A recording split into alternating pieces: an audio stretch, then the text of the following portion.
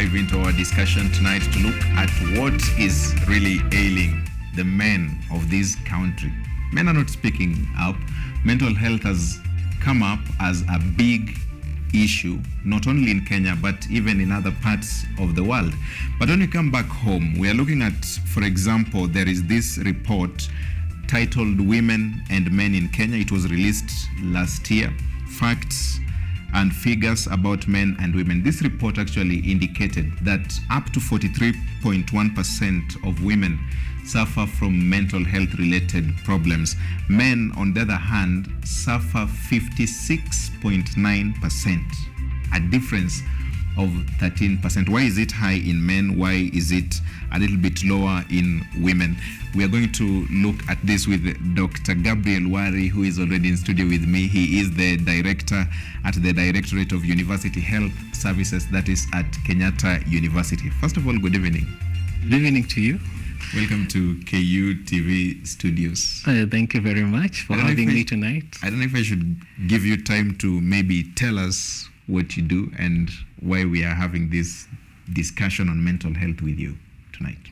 Yeah, so I work at the University Health Services, and I coordinate services for both staff and students.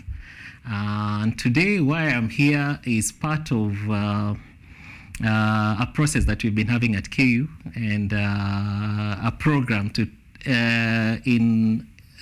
the International Men's Day, and trying to just articulate issues that relate to men's health.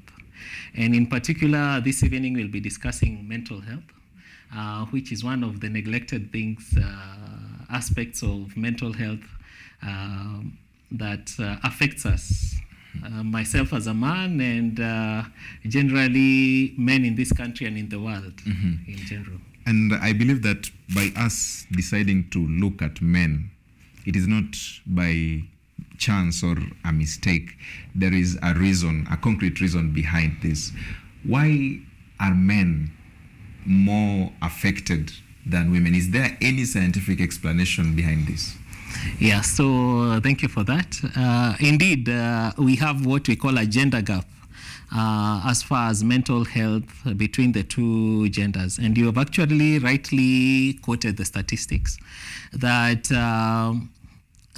we tend to hear more of mental health issues affecting women, when in actual sense, we might have more men suffering from mental health issues, but because of stigma and the societal expectations of a man, this is not reported. Most men will not seek health services. So you find in the data and in the statistics available, there is quite a lot of underreporting. So the study that you've quoted that has shown a difference of 13% between men and women in terms of mental health issues has tried to dig deeper between beyond the general statistics, to just try and find what is really happening. Is there an actual gap between the two sexes? What we know, and particularly as health practitioners, is that male health seeking behavior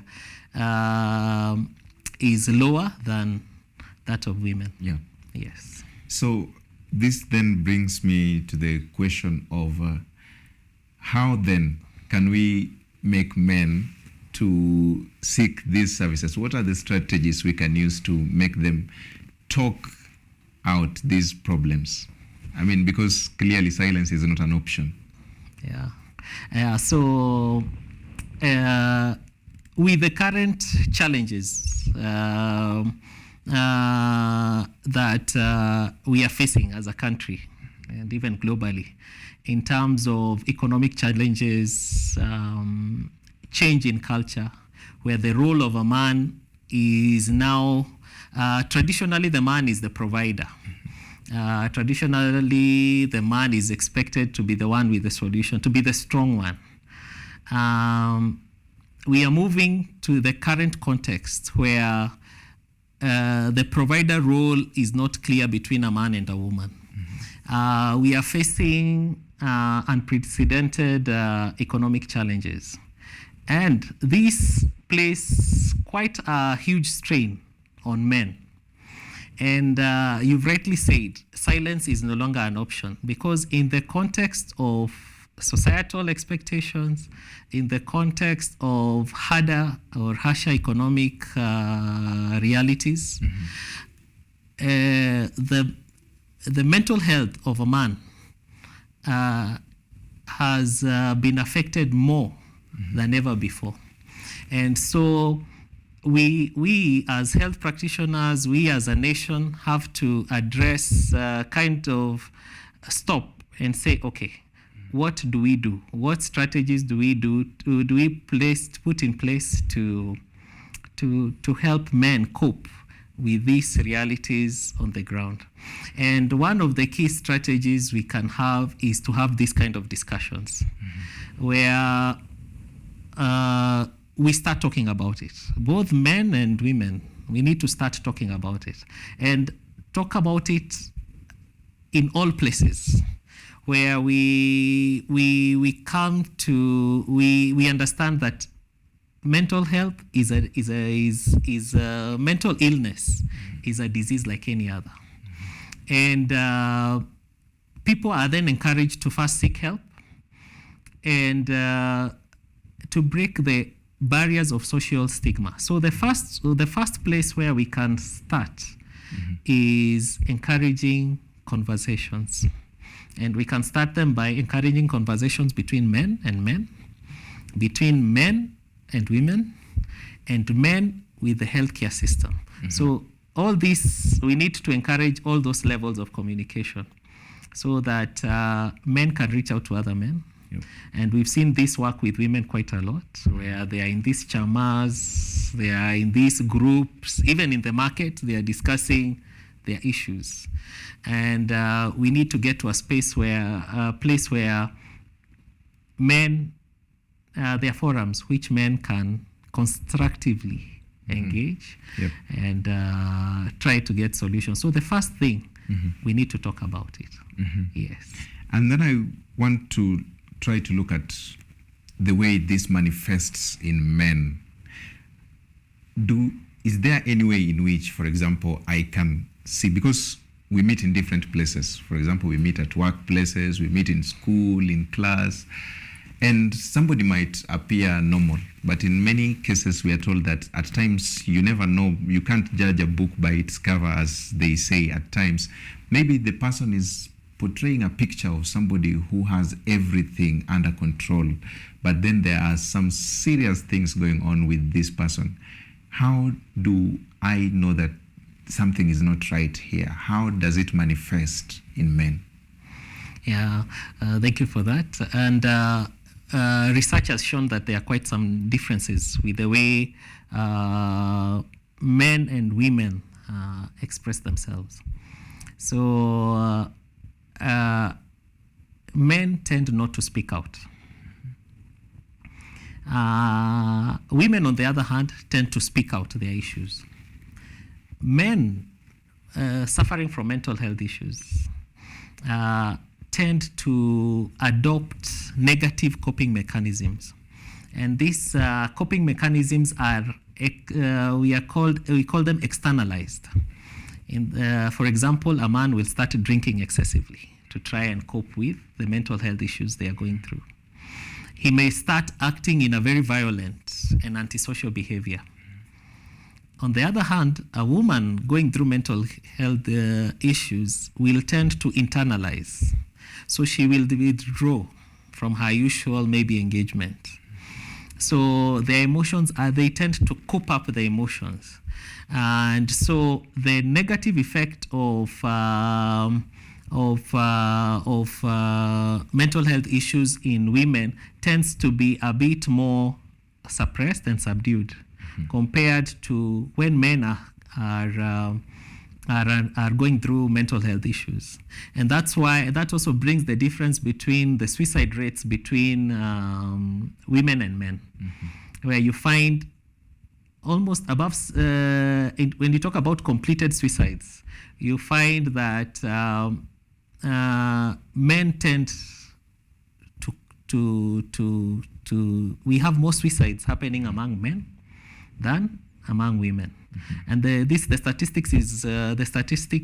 statistical difference is quite huge, in the sense that 3 out of 4 persons who commit suicide, 3 of them are likely to be men. Yes. So, like, for example, let's take drinking as an example. Not just drinking, let's talk about even drug abuse. Yes. Is it before? Is it something that comes after the mental problem kicks in? So I am reacting by taking more drugs, or is it me taking drugs before that leads me into depression? How does it work? Yeah, so it's actually very interesting, but there's no clear cut answer. In fact, I would liken it to the hen and egg or chicken and egg kind of scenario. Yes. Where you actually don't know who started first. But what we know is that the two are very closely interlinked. In fact, you can even call them Siamese twins, in the sense that drug use will put you into mental health issues. People with mental health issues seek solace or comfort in drug abuse. So you end up in a vicious cycle. And that's why I was saying it's a chicken and egg scenario, where the two are in a vicious cycle that perpetuates itself ultimately unto death. So if you're seeking an intervention, you need to try and break. Yes, but knowing what started is a bit difficult, and you need to now narrow to the individual. Yes. Okay, so like, for example, I'd like us to look at the common events in life. At times, you find that something like death is very hard to deal with. Some people have to undergo divorce, which again is mentally taxing. What are just some of these events? For example, looking at trends, what are these things that happen to trigger men? Yeah, so life events, and you're saying crisis points, can be points where mental illness, whether depression, whether substance abuse disorders, come to light. So such events would be like maybe starting from youth or even childhood, where you suffer the divorce of your parents, or there's violence within the family, where maybe the father abuses the mother, or there is gender-based violence. So children who grow in such environments tend to develop triggers for mental health issues later on. As a young man, there is academic pressure. So like in the university, a lot of our students go through academic stress. Yep. At the same time, there is the issue of career choice and the workplace. So when you come to the workplace, there is also stress related to the work. So the work itself could be either hazardous or very tiring. You could have a supervisor or a boss who is very domineering. The work engagement terms might also be not so comfortable, in the sense you can be fired any moment. So you're always living on the edge. That may trigger some mental breakdowns in some people. You come to marital life, and there is divorce. You come to later life, and you might have grief, maybe loss of a parent, loss of a spouse, loss of a child. And all these can be trigger points for mental breakdowns. Okay. Let's hold it at that point. When we come back, we also look at the young people. You have said it is very funny, or not really funny, but unsettling to realize that the older people in the society are actually believed to have more responsibility, but then the younger people are having more mental problems than the older people. Puzzling, I don't know, but I find it puzzling. We take a very short break. We come back to continue this discussion. Thank you so much. Welcome back. You are still watching KUTV News at 9. We are looking at mental health as it concerns men. And there is this figure or these figures that are really interesting. The highest numbers of people affected by mental health problems among the men are people who are aged between 15 to 19 years, leading at 12.9%. Then following are people aged 20 years to 24 years, 9.7% of them affected by this. 25 to 29, 9.5% of them affected by this. And 30 to 34 years, 8.6%. These are basically people who fall under the bracket we normally refer to as the youth. But then I'm not seeing figures for the older people. And even if they are there, they are lower.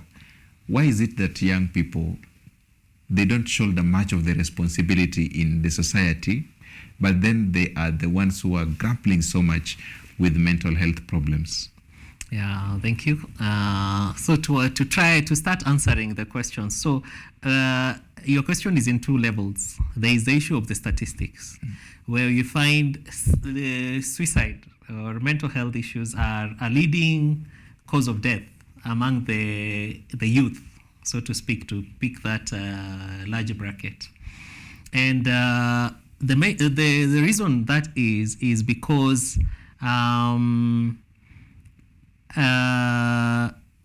youth are in a stage of transition. This is a time of changes.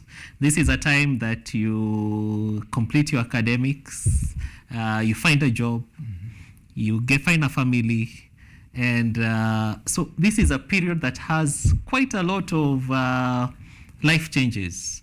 And this, of course, causes a lot of stress in terms of mental health, because all these changes put a lot of strain on the mental health. Why you don't see it so much on the second part, why you don't see mental health issues as being a very big part of the older age group is other diseases, what we call age-related diseases, have now started coming in. And now you have the diabetes, the cardiovascular diseases, heart disease, cancers have actually overtaken mental health issues, and even things like suicide. But the sad thing overall is that when mental health issues are not addressed, they actually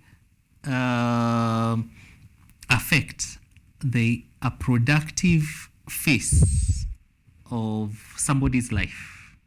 So overall, when you put it together, the national workforce or the loss to the nation, when you're actually losing young, productive, promising young people before they're able to achieve their potential, then it overall aggregates to a very big national loss when mental health issues are not tackled, and particularly because they also tend to disproportionately affect the men, then you also are losing quite a number of men at this young age before reaching their full potential. Yeah. Yes. And this one now is a more personal question. I don't know if you've ever seen your father cry. Myself, I've never seen my father shed a tear. At the same time, I don't know if you remember the last time you cried. But then this is something you can do privately. It doesn't, but in public, I know maybe you don't even remember the last time you did that. But then we are told it is okay for men to cry. Men can cry. But some people argue that there must be clear boundaries and clear lines drawn so that we know when we are making our men speak up versus when we are making our men weak. In fact, many people who talk about men who should be strong, even people who have followed online, this current generation has got big names who really teach them how to be strong men. The real man. I don't know if there is anything like a real man. But my question is there a way in which we can make men speak clearly from the heart, but then we don't make them weak? We don't end up with a society that has stronger women compared to men. Yeah, thank you. In fact, that is the challenge we in this generation have to grapple with. And one of the solutions, or some of the solutions I would propose, is reinforcing men-to-men kind of communication, and creating safe spaces for men to engage with other men. I feel, maybe also coming from this African background, as you said, I would not expect a man to be crying in public. I'm not sure I'm in a position where I can say I would want to normalize that. Yeah. But I would want to create spaces where men are able to just share their challenges. And so these safe spaces can happen in maybe some kind of men's groups. The other thing that also can help a lot is the issue of mentorships, where you have the older men kind of mentoring the younger men. And this would happen in the traditional African society to some extent, where the men would be put into age groups. And these age groups would have their own internal mechanisms, and then they would have these elders who would be advising these younger men. So that provided forums for safe expression of this kind of issues, and reaching out for help, and without the stigma. So my thinking is that we can do it, and we don't need that will in ways that we don't shatter the man. Yeah. However, these men are encouraged within these safe spaces to come out, communicate, and if they are having mental health issues, then they are able to access help. Yep. Because help is there. We in the medical fraternity are there, waiting. When we have, there are various tools, for example, psychotherapy, there's medication, but you find men don't come out. Yes. I want to ask two questions. One is, what are the common disorders that you deal with in the field you are in? And then number two, the cost of accessing this. Have we, as a country, integrated mental health into our health system so that I know I can go to a hospital and get the help I need? And how does this work? And then number two, what are the most common disorders that you come across in your profession? Yeah, thank you for that. Yeah, so in my current setting, I work in the university, so generally work with young people. And what I would say is the commonest disorders we deal with are depression, and depression related to the social stresses that come with that age group. When you're dealing with a youthful population, fitting in challenges tend to come up. And as I said, particularly for the women, they tend to close in when they realize they cannot fit, and this leads to depression. Another thing that has been noticed with on the side of women is the issue of the hormonal changes that sometimes predispose them to depression. So that happens. Self-image issues, particularly for a youthful population. Then we have challenges of substance abuse and mental health diseases, for example, drug-induced psychosis. That is a big challenge also that we encounter in this youthful population, and it tends to affect men more. Yeah, so then the issue of costs, the second part of your question, cost is a barrier. Yeah, because you'll find that mental health issues tend to affect the lower income persons in any society. So these are the people who have challenges with access to medical services, cost of drugs. And in this case, we are talking about mental illness, which is a chronic illness, meaning that most of the time not always, but most of the time can be a chronic illness. Okay. In the sense that I need to be on medicine for a longer time. So Okay. cost becomes a problem. Thank you so much, Daktari. I have so many questions I wanted to ask, but time has only allowed us to ask the ones we have asked. I hope that we will have another session to talk more about this one. Thank you so much once again for being here tonight. Thank you very much for having me. I've been speaking to Dr. Gabriel Waari, who is the director at the Directorate of University Health Services, that is